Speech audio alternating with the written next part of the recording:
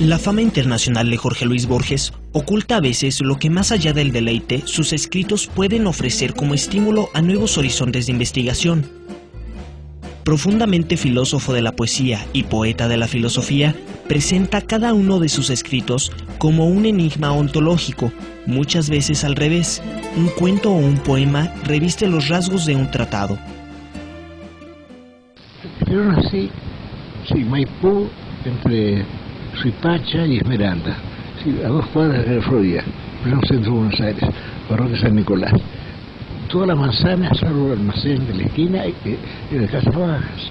Todas las casas, bueno, esas casas con ventanas con barrotes de fierro, con zaguán, una puerta cancel, patios, aljibes, azoteas, un llamador.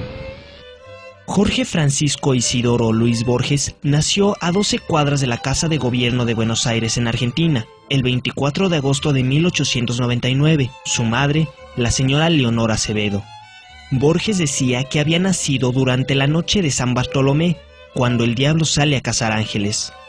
Es bilingüe desde su infancia y aprendió a leer en inglés antes que en castellano por influencia de su abuela materna de origen inglés. Georgie, como era llamado en casa, tenía apenas 6 años cuando dijo a su padre que quería ser escritor. A los 7 años escribe en inglés un resumen de la mitología griega. A los 9 traduce del inglés El Príncipe Feliz de Oscar Wilde. En 1809 entra a la escuela por primera vez. Sin embargo, por su apacia y su intelecto, fue víctima de tormento por parte de otros niños, y a pesar de sus triunfos dentro del salón de clases, Borges aprendió a odiar la escuela. En 1914, y debido a su ceguera casi total, su padre, Jorge Guillermo Borges, un prominente abogado y maestro de psicología, se jubila y decide pasar una temporada con la familia en Europa. Debido a la guerra, se instalan en Ginebra, donde Georgie escribió algunos poemas en francés mientras estudiaba el bachillerato en el Colegio Calvin hasta 1918. Tengo excelentes amigos porque no pueden darme todo su tiempo. Pero yo paso buena parte de mi tiempo solo, y quizás sea mejor que sea así, ya que el único destino posible que me quede es un destino literario. Su primera publicación registrada es una reseña de 3 libros españoles.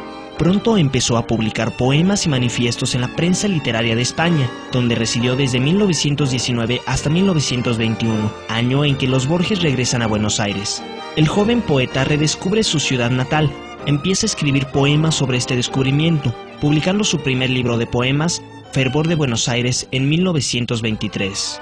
Sin embargo, mientras su escritura era más brillante, su capacidad de visión disminuía de la misma manera. En los 30 años siguientes, Georgie se transformó en Borges, es decir, en uno de los más brillantes y más polémicos escritores de nuestra América. Cansado del ultraísmo que él mismo había traído de España, intenta fundar un nuevo tipo de regionalismo. Escribe cuentos y poemas sobre el suburbio porteño, sobre el tango. Pronto se cansará también de este ismo y empezará a especular por escrito sobre la narrativa fantástico-mágica, hasta punto de producir durante 2 décadas algunas de las más extraordinarias ficciones de este siglo, Ficciones, El Aleph, entre otros. En 1961 comparte con Samuel Beckett el premio Formentor, otorgado por el Congreso Internacional de Editores y que fue el comienzo de su reputación en todo el mundo occidental. Recibiría luego el título de Comandante de la Orden de las Letras y Artes por el gobierno francés, la insignia de Caballero de la Orden del Imperio Británico y el Premio Cervantes, entre otros premios y títulos. En 1966 se celebra una misa por los 90 años de su madre en la Iglesia del Socorro, quien muere 9 años después. Durante una entrevista en 1984, Borges mencionó: "Mi madre murió a los 99 años con el temor de llegar a los 100, porque 100 le parecía, no sé, algo terrible". En 1967, a los 68 años de edad, se casa con Elsa Astete Millán y se muda a la avenida Belgrano 1337. Cuando en 1970 el matrimonio toma la decisión de separarse, Borges regresa al norte, al departamento de Maipú. Una encuesta mundial publicada en 1970 por el Corriere della Sera revela que Borges obtiene allí más votos como candidato al premio Nobel que Solzhenitsyn, a quien la Academia Sueca distinguió ese año.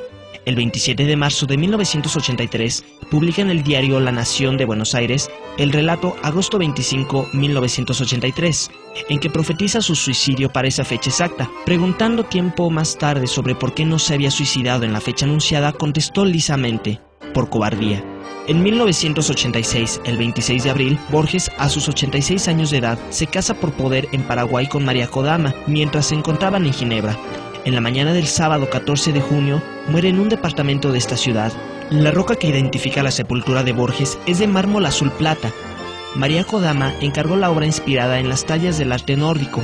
A golpe de cincel, entre los meses de mayo y julio de 1987, fueron surgiendo los motivos y leyendas que la caracterizan. Y como Borges dijo, y el día es un dudoso laberinto.